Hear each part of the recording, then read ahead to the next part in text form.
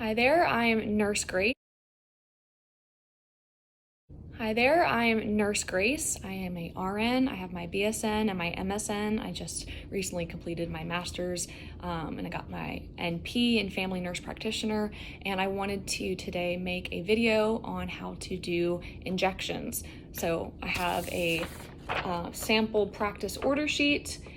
We have an IM, an intradermal, and a subcutaneous, and we're going to go over how to do all of those, how to drop the medication, how to do some dosage calculations, the proper method for pulling up, and hopefully this helps you when it comes time for your skills.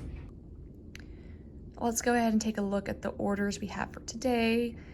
We have 15 milligrams of ketorolac ordered intramuscularly 3 times a day. We've got 4 units of regular insulin subcutaneous before meals, that's AC, at 8 o'clock. We have 16 units of NPH insulin, also subcutaneous before meals, at 8 a.m. And we have 0.1 mLs of PPD, which is the purified protein derivative, or the TB skin test, intradermal times 1 for TB skin testing. Let's go over our order for the TB skin test. What you're going to need is your vial, multi-use vial of the PPD, which is the tuberculin purified protein derivative. You're going to need the appropriate size syringe. So for intradermal, which is what the TB skin test is, we're going to grab a 1 ml syringe. So you can see the markings here. It starts 0.1, 0.2, 0.3, 0.4, all the way down to 1 ml. So that's the size of the syringe. Flip it over. You can see there it's in fact 1 cc or 1 ml syringe, and the needle is a 27 gauge, which is very small, and the needle length is 1/2 inch. So the needle here is 1/2 inch long. So this is the appropriate syringe. The order calls for 0.1 mLs. I'm going to open up the syringe here, pull it out, and you're going to get your alcohol prep pads. You're going to, of course, scrub the vial top for 15 seconds. 1, 2, 3, 4, 5, 6, 7, 8, 9, 10, 11, 12, 13, 14, 15. You're gonna grab your syringe here, pulling the top off. Oops. Sometimes that happens. You notice that the needle's still stuck in there, so sometimes you just gotta push it down on there, twist off. There you go. There's the needle. You're going to pull up 0.1 mLs of air, because the order calls for 0.1 mLs. So you can see I've drawn up the plunger up to 0.1, so we can replace that air. You're going to stick it in at a 90-degree angle, keeping the vial flat on the table. It's a lot easier to do that and not slip. I've seen people try to do it like this, and they might slip and poke themselves. So keeping that vial on the table, go ahead in a 90-degree, push in that air. Now you can flip it upside down. And I sometimes will pull up more than I need and then push it back, all of it back in forcefully to get rid of air bubbles. Sometimes if you just pull it up, there'll be air in there. So you can pull up more than you need. So you can pull up to like 0.3, and then a forceful push will help get all that air bubbles out, because there's sometimes going to be air in the needle itself. So then we want 0.01. Get the last bit of air out of there. Sometimes it's rather tricky, and sometimes you gotta do the flick method. Flicking up at the top, I've seen people try to flick down here, and that doesn't work super well. Flicking right where the bubbles are and having it facing up, because air travels this way. So flicking it down isn't gonna work, because the air is gonna go up this way. We want it to come out the top. So you can see here, I don't know if you can tell, the plunger, the top part of the plunger is in line with 0.1. So now we're going to recap, since it is a clean needle and we have to transport it to the patient. We're not going to carry it around without a cap on, but we don't want to use 2 hands because that's easy to slip and stick ourselves. So we're going to do the 1 scoop method. Since it is a clean syringe, we don't recap dirty needles. So once you've inject it into the patient, you just put it straight into the sharps, don't recap. So we're going to do the 1 scoop method, and I've seen people try to do it from back here, and it's hard to aim and steer it. You don't have as much control. if you hold it up closer, you have a lot more control over it, and it's a lot easier to aim and scoop. So it's the one hand scoop method. So now we're gonna go ahead and take it to get ready for the patient. Okay, so now we have the patient. This is gonna be serving as this demonstration for the skin. You're going to, again, take your alcohol prep pad, and you're going to cleanse the skin area for another good 15 seconds, going from inner to outer. Then you're gonna go ahead and grab your syringe, take off that cap, careful not to stick yourself. And we can get rid of that cap since we're not going to recapping it after it's dirty. So now what you're gonna do is you're going to inject at a 15-degree angle.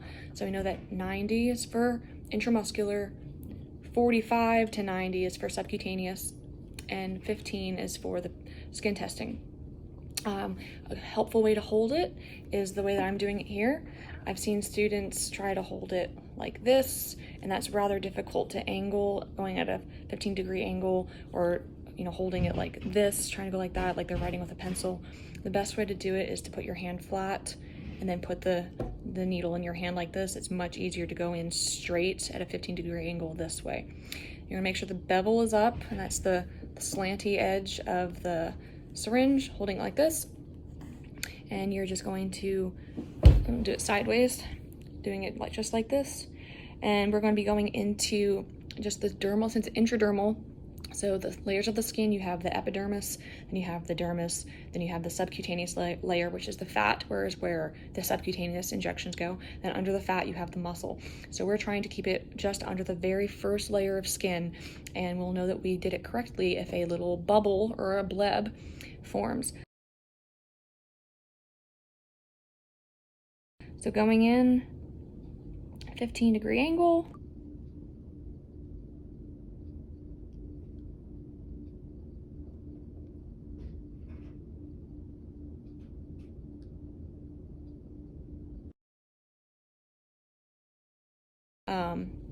So you injected it. I'm not going to recap. I'm just going to throw that in the sharps. And make sure you tell your patient that they need to come back and have the site looked at within 48 to 72 hours. Let's look at the two different orders for the insulins. We have one order that calls for 4 units of regular, and the other calls for 16 units of NPH. Now you could draw up both individually into 2 separate syringes. It wouldn't be incorrect. However, then you'd have to stick the patient twice and get 2 injections. So to limit the amount of needle sticks we have to give a patient, oftentimes we'll pull up both insulins into 1 syringe. So what we're gonna do first is get your different types of insulins. So you have the regular here with the R and the NPH here with the N.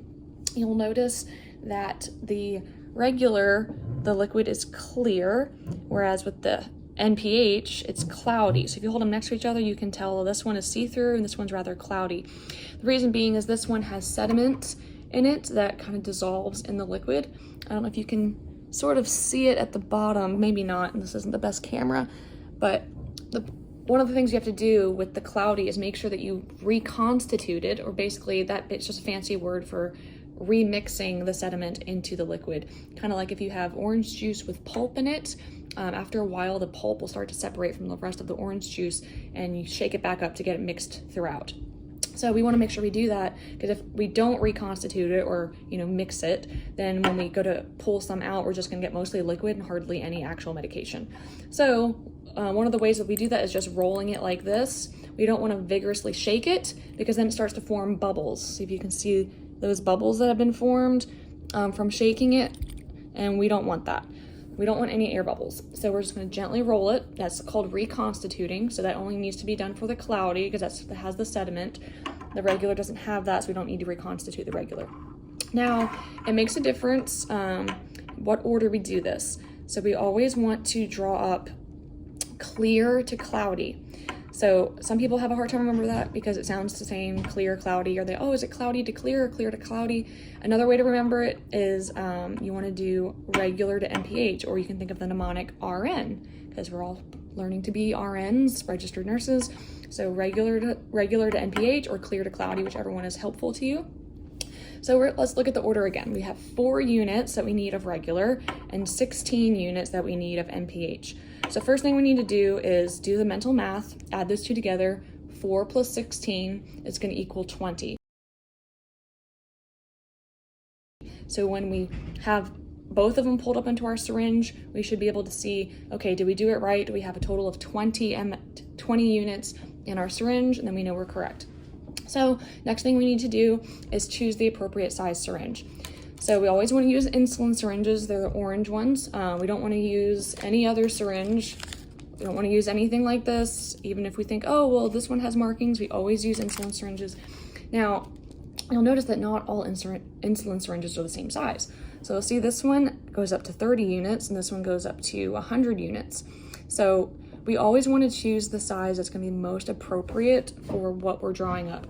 So in this case, we're going to need a total of 20. So it would be more appropriate to choose the 30 unit syringe than the 100, just because it's going to be more accurate. The little markings in between the numbers are going to be easier than this one. So this one goes by ones. You'll see it goes 10, 15, 20, and the little hashes in between. There's 5 hash marks in between. So it goes 10, 11, 12, 13, 14, 15. Whereas with this one, these go by 10s, 40, 50, and there's only 5 hash marks in between. So that would mean it goes by 2s. So 42, 44, 46, 48, 50. So this one's less accurate and this one is more accurate. And we just choose the one that's closest to the number that we're pulling up.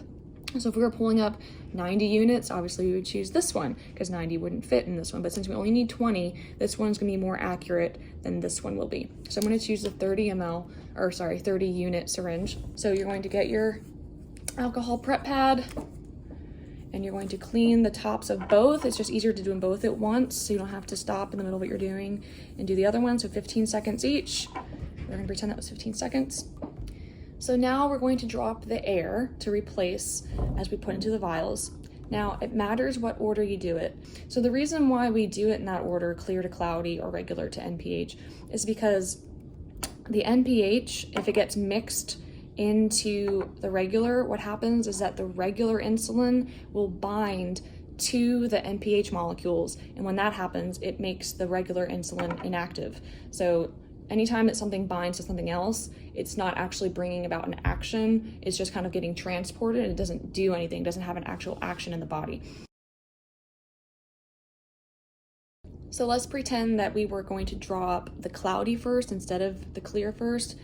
You see that now that I'm pulling up NPH, right, my needle is wet. It's getting mixed in with the medication. So I pull up my syringe and my needle has been covered in the solution of the NPH. And now if I go to inject it in here and turn it upside down, the needle is now inside the regular. And so anything that was on the needle from the NPH is now mixed into this bottle.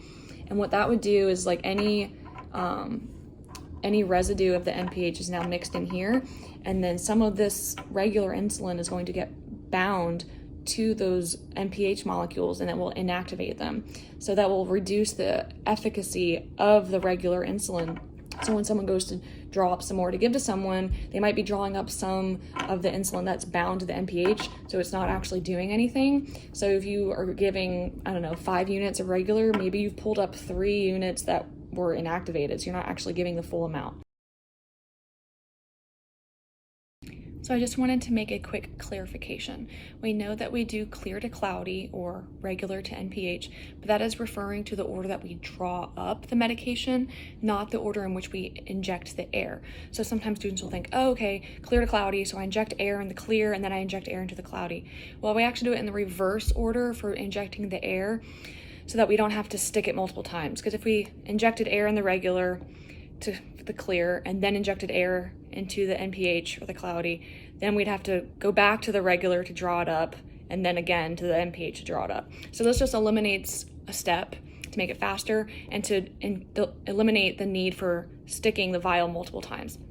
So we draw up air, inject it first into the NPH, just making sure to keep that needle clean, and then draw up air, inject it into the regular so that we can just keep the needle in the vial, turn it upside down, and then pull out the medicine, and then do the same for the NPH. So the order goes air into NPH, air into regular, medication out of regular, medication out of NPH.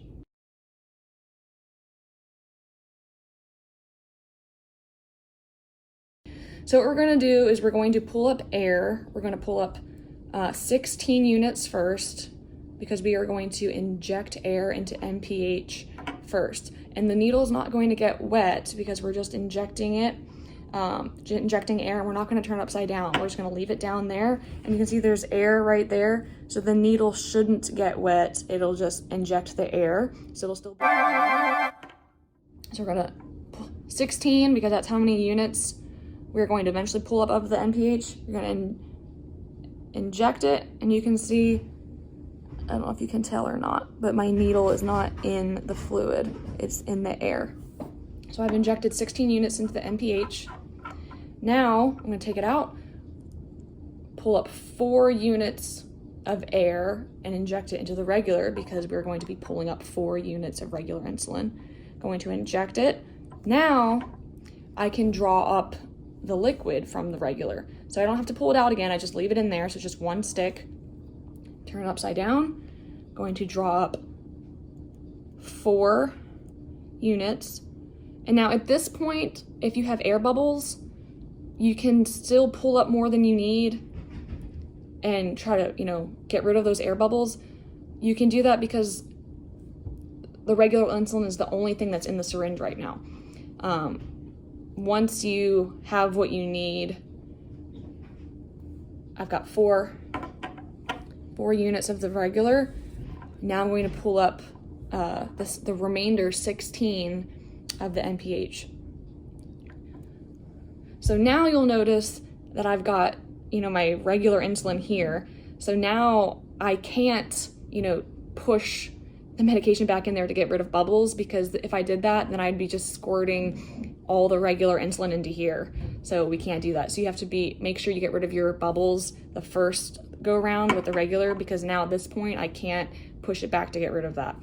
Otherwise I have to start all over. And now I've contaminated this with just injecting tons of regular insulin in there. So I'm gonna pull up 16. And I've seen some people make the mistake of pulling it up to the 16, not remembering that we already have 4 in here. So if they pull up 16, then they're only getting 12 of the NPH. So we want it to finally end up on the 20 mark, because 16 plus 4 is 20. So I'm pulling it up. I have to pull really slowly, because if I pull up more than 16, then I can't push it back in there, right? Because we have some of this in there. So you have to make sure you do it right the first time, or you have to start all over. Okay, so this is something I've seen students do, is they pull it up to the 16 mark because they just have the number 16 in their mind. And then I pointed out to them, they're like, oh no, I did it wrong. And they think they have to start all over. Like, no, you don't. If you pull up less than you need and you need more, you can always put it back in and pull up the remainder, right? So if you pull up less than you need, that's okay. But if you pull up more than you need, you can't inject it back because it's mixed, so then you have to start all over. So now I am at 20, so I know I've done it correctly. 4 of this and 16 of this, which gives me a total of 20. I'm going to do the one-handed scoop method, holding it up here for better control. There you go. Put that lid on. Now I can transport it to the patient. So right about now you might be wondering, okay, I get it. We don't want to mix the cloudy and the clear, because if we accidentally put NPH into the regular, then the regular is going to bind to the NPH and cause it to be inactivated. Then why is it that we can pull up both into the syringe? Wouldn't the regular just get inactivated by mixing with the NPH in the syringe? And that's a great question. So it takes about 5 to 10 minutes for that binding process and inactivating process to occur. So you have about a 5 to 10 minute window after you drop the NPH and the insulin into your syringe to go and administer it to that patient before that regular insulin gets inactivated. Now that's not a super long time, just to keep that in the back of your mind after you do that, to just make a point to go deliver it to that patient as soon as you can. Okay, so now we are at the patient. We're going to use our alcohol prep pad and clean the site. Some of the options for a subcutaneous site is the back of the arm, where you have some fat right here, or the lower abdomen. You have some fat right here. Some have more than others. So this is going to be our skin. You're going to clean the area before you inject. Now, for subcutaneous, you can do 90 degrees or 45 degrees, depending on how much fat there is. So if someone has a lot of fat, you can easily do 90 because there's a thicker amount. So 90 is going to penetrate deeper than 45 will. So you see that 90 can go much deeper than a 45 degree angle would. So if someone has very little fat, you're going to kind of want to go at an angle so that you're not going through the small amount of fat into the muscle. So you're going to pinch the fat like this. See how it kind of raises it? So that lifts the fat up off of the muscle. I'm going to take off your syringe. I'm going to go at a 45. Go like that. And you inject. And then I pull out, and now I let go. I'm not going to recap because it's a dirty needle. I'm just going to put it straight to the sharps. Let's look at the order for 15 milligrams of ketorolac.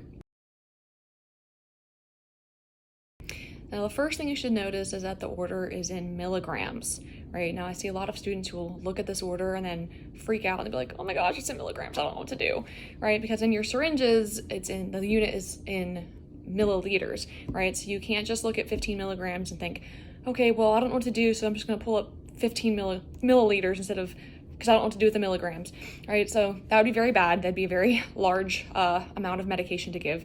So the first thing that should clue you in is seeing that the milligrams is that we have to do a dosage calculation, right? Because we can't pull up milligrams in our syringes, we only can pull up milliliters. So that's your first clue that, okay, I have to convert something to get the amount of milliliters that I have to pull up because I don't know how many mLs I need. All I know is how many milligrams. That doesn't help me when I'm pulling something up in a syringe. So I'm going to show you how to do a couple drug calculations, different ways to get the answer so you know how many milliliters you actually have to pull up in order to get 15 milligrams of that medication. So what I learned when I was in nursing school was to set up a proportion and calling it desired over have. So like the medication that you, like the amount that you desire versus what you have available. So instead of desired over have, which is what I learned, I prefer to call it ordered over available because that just makes more sense to me. So ordered is like, okay, what does the order call for, right? And the order calls for 15 milligrams of ketorolac. But what we have available, if you look at the vial, is 30 milligrams. So I like to refer to it as ordered over available because that just clicks more my brain than desired over have. But if you've learned it this way, that's totally fine.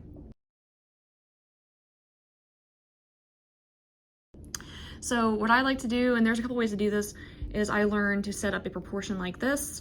So I set up two. On the one side, I'm going to have the milligram units, and on the other, I'm going to have the milliliter units. All right, so if we put ordered on top, so we know that 15 milligrams is what was ordered, but what we have available, or what we have, is a vial that has 30 milligrams, right? So those are milligrams on one side, so we put milligrams and milligrams. We don't have any milliliters over here, just milligrams. Right now, we want to set up the second proportion, which is the mLs. So we don't know how many mLs is ordered because it's not stated. That's why we're having to do this calculation. All we know is that it wants 15 milligrams. We don't know how many mLs that is, so I just put a question mark. Under available, I put 1 ml because the bottle again says 30 milligrams per 1 ml, or you might see it written like this, 30 milligrams per ml. That's what that means. So then now that you have your proportion set up, you can just cross multiply. And that just means you start with the 15 and you go down diagonally and you multiply. So 15 times 1 is obviously 15, and then you divide by the other number that's left over, which is 30. So 15 times 1 is 15, divided by 30 equals what? 0.5 mLs, right? So that's the answer. That's going to give you this question mark. But let me show you the other way I've seen other people do. Some people prefer to have it set up differently. So what I did is I had, ordered over available and then milligrams on one side and mLs on the other. Some people prefer to have it set up like this, and it doesn't matter which way you do it, it's the same thing. So they have the desired on this side and the ordered on this side, and the have or available on this side, and then they have the top row be milligrams and the bottom row be milliliters. So whichever way it clicks in your brain better, doesn't matter. So we know that what was ordered was 15 milligrams, right? And we don't know how many mLs that is.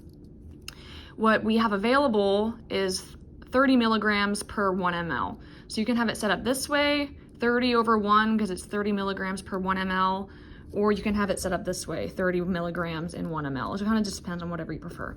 So then again, when you have it, if you have it set up this way instead, you just cross multiply. So 15 times 1 is 15, divided by 30 is the same thing, 0.5. So you get the same answer, so it doesn't matter how you set it up, just so long as you're keeping the units together.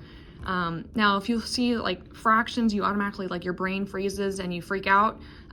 You might be a person that might benefit from seeing it like in graph form. So you can set up like as a graph, and you have milligrams on over here, milliliters over here, ordered over here, available over here, and you have it set up the same way. So how many milligrams were ordered? We have 15. How many milliliters were ordered? We don't know, that's why we're doing this. What do we have available in milligrams? We have 30 milligrams available. And how many mLs do we have available? It's 30 per 1. This one actually is set up to be like this. You see ordered over available, milligrams over here, mLs over there, milligrams, mLs. So this just is just another way of writing it in case fractions are super confusing to you. If you wanted to set up a graph to look like this one, you could have it like this. Milligrams in this row, milliliters in that row, ordered here, available here. So you would have how many milligrams were ordered? 15. How many milligrams were available? 30. How many mLs are ordered? We don't know. How many mLs were available? 1. So 15 over question mark, 30 over 1 looks the same as this. 15 over question mark, 30 over 1. So either way, we end up with the answer of 0.5 mLs. Okay, so now that we know we're going to be pulling up 0.5 mLs of ketorolac, we're going to get the appropriate size syringe. So for IM injections, we know it's going to be IM because it says so in the order. The appropriate size syringe, we need a 22 to 25 gauge of the needle. So anywhere between there, 22, 23, 24, 25. And so I've chosen this one, which you can see that this is a 22 gauge syringe, so that falls within the range. And we need the needle for IM to be 1 to 1.5 inches long. And we see that this is 1 1/2 inches long. Those are the reference ranges for needle sizes for IM. So we're going to go ahead and open this up. This one is not attached. So you'll see that this is just the syringe part. It's got a screw cap. So you can just stick that right on there, and you have to twist it. So I'll show you to get it on there. So you can't just put it on, you have to put it in and then twist because it screws. And then I hate these lids. These things are super obnoxious. Here we go. Pull it off, right? Then you're going to get your vial. Make sure you scrub the top with your alcohol prep pad for 15 seconds.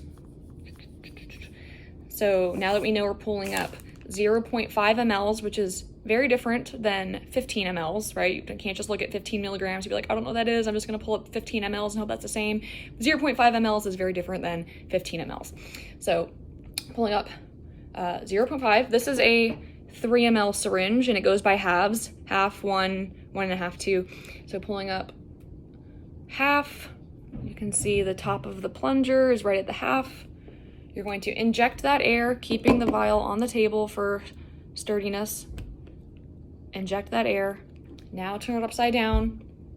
Make sure that your needle is under the fluid line. If this vial was half empty or half full, depending if you're an optimist, sometimes, like let's say the liquid line was here, your needle might go past into the air, and then you would just pull up air. So you have to make sure that your needle is just in the liquid.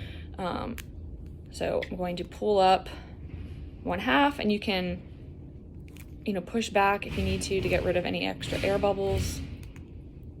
So now you're going to recap, one hand scoop method, so that we don't poke someone as we're, or ourselves as we're taking it to the patient. So there we go. And now we're ready to deliver it to the patient. Now it's time to administer the medication to your patient. Now for IM sites, there are a couple of options.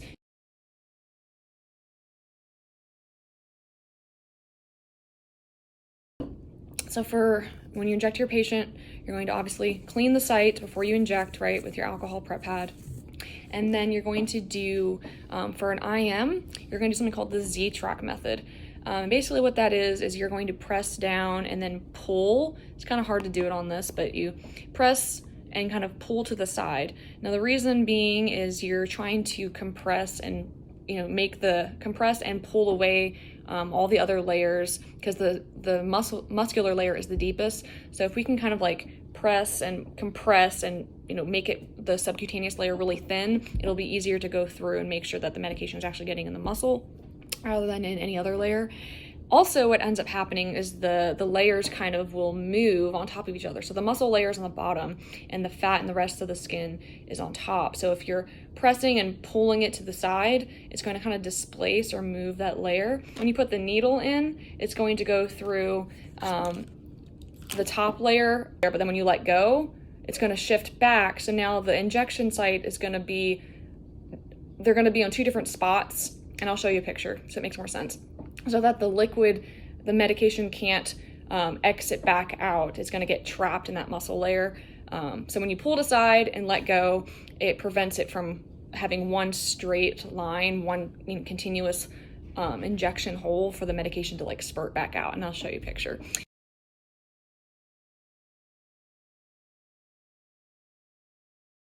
So you're going to press, pull to the side, you're going to inject 90 degrees. You're going to inject it, pull out, let go, and then we're not going to recap. We're just going to go straight to the sharps.